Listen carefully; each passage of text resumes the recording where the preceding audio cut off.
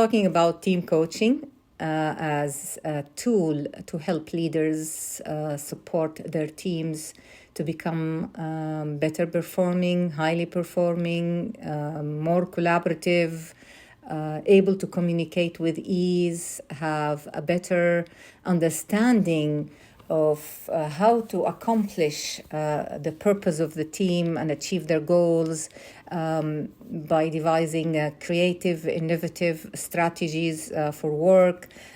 They can actually communicate and talk to each other about what's happening with their emotions, if it's getting in the way, or if one of them is not feeling like it today, or there is a confusion or some conflict going on. So not only they are focused on collaborating to achieve the mission and the purpose of the team, but also they collaborate to help each other, support each other, create a team culture of transparency, of trust, helping each other with the tasks, covering for each other, supporting each other in difficult times, replacing each other sometimes, and most importantly, able to resolve conflict when it arises, because conflict arises, because people disagree on things, they disagree on how things are done, they disagree on, different opinions regarding work flow, regarding the style of work that they have, they put into the job. Sometimes teams encounter external influences from the organization, from the system per se. Teams transform, sometimes they disseminate because, the job or the purpose of the team has ended, or they invite new members in, or the leadership change, or members leave the teams because of different reasons. And all of this affects how the team functions. A team is a coherent unit that works together and have a voice. Now, there are also influences. So the team gets to work with another team in the system, but the other team have some disagreement with the first team. So here's a systemic conflict or a systemic relation between two entities in one system that requires people to find ways to soothe it, to make it happen, to get over the hurdles and the obstacles of the workflow, support the relationship in the system. Sometimes it's sideways, sometimes it's up, sometimes it's down, depending on what kind of function the team has. And depending on the members' leadership level, maturity, understanding, empathetic listening, ability to navigate difficult and uncertain times. So teams, if we talk about teams as entities, we talk about teams as being alive. We talk about them as needing nourishment, as needing care and attendance too. And it's the job of the leader to make sure that the team is supported by the context. The team has the information it needs. The team has the training it needs. The team has the coaching it needs to function at different times. Teams also go through different stages of delivering and performing, reviewing the performance, reflecting on the performance, lessons learned.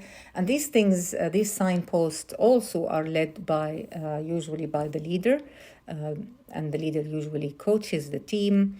So we talk about leaders gaining coaching skills without even getting coaching training, official coaching training.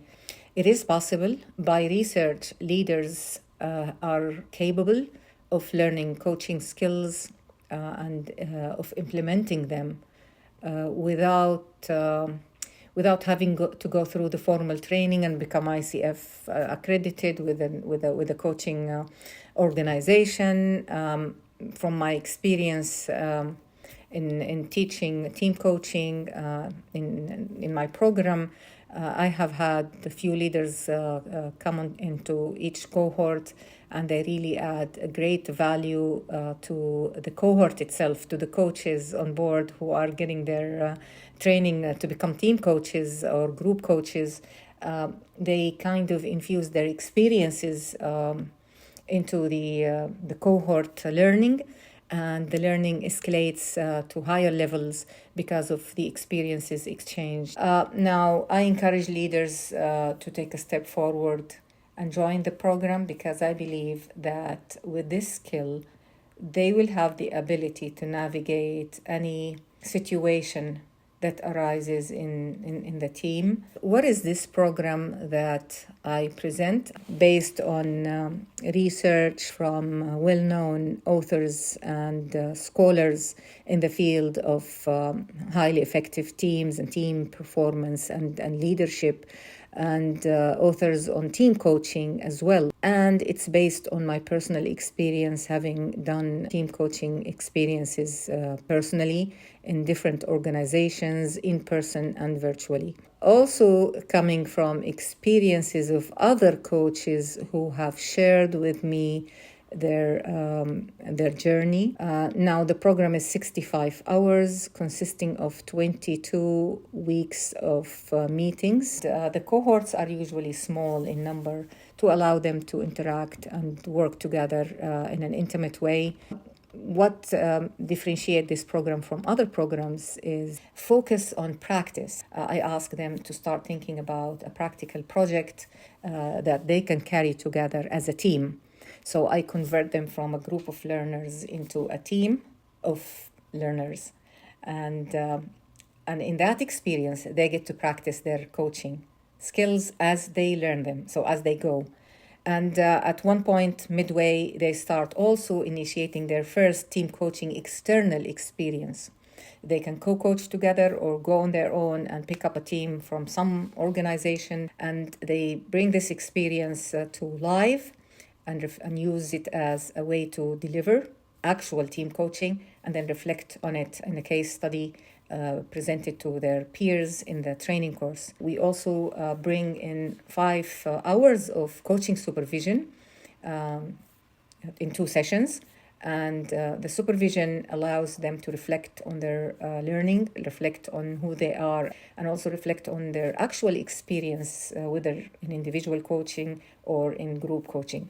The graduates of this program get to become part of the growing community of NTCP. So one of the perks for becoming part of this community is we continue to meet every 2 months, and we continue to bring case studies. I also offer them free group supervision for the first year, so that they can get supported and get what they need.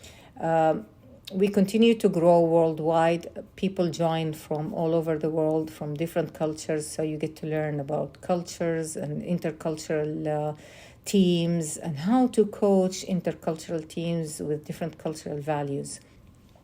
Lots of the work gets done in the training room, but there is a lot of work to be done between the meetings as well. There is books to read, there is learning reports, and there is case studies. And also there is a learning platform where you get to verify your learning, go through some quizzes and answer some questions. So in 6 months' time, when you leave the training into your practice, you are actually well supported and have all the tools that you need to coach your team, whether you are a leader or you are a coach.